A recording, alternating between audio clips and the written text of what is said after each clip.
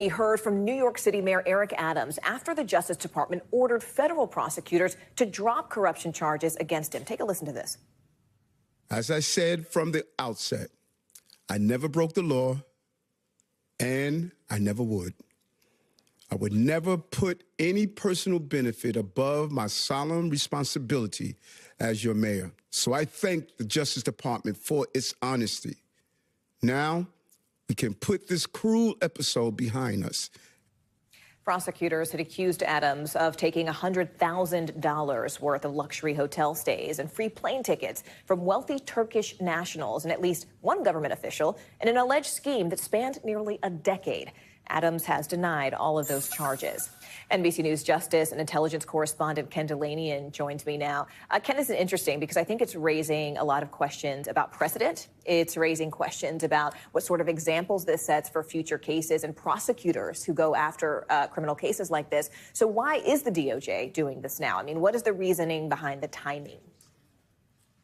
Morgan, the Justice Department is saying that they are not doing this because of any questions about the facts and the law and the legal theories behind this corruption case against the New York mayor. Instead, what they're saying is they have a number of concerns about the way the case was brought. They believe that the U.S. attorney at the time, who was a Biden appointee, used the case, in their words, to burnish his own image. There's no evidence of that, by the way. They are saying that the timing of the upcoming trial, which would take place during the New York mayoral primary season, is a problem under DOJ's policy not to influence elections.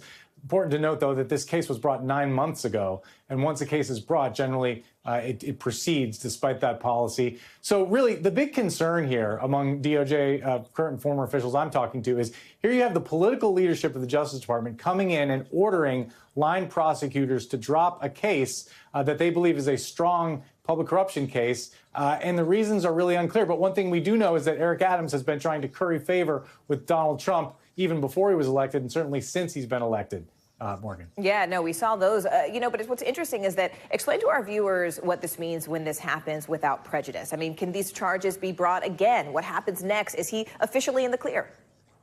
That's the other interesting thing. Well, first of all, the charges have not yet been dismissed. No one at the Southern District has agreed to dismiss them and has not filed that yet. So that's number one. The other thing, though, is your point about they've been dismissed without prejudice, meaning the charges can be refiled at any time. And that sort of leaves a lot of leverage that the Trump administration now has over the mayor of New York. The facts haven't changed. He knows that they could refile this case after the primary election, for example. And it really raises questions about the influence now that they have over Eric Adams, the New York mayor. And the politicization of cases and charges like this, for sure. Ken Dilanian there. Thank you so much. We appreciate it.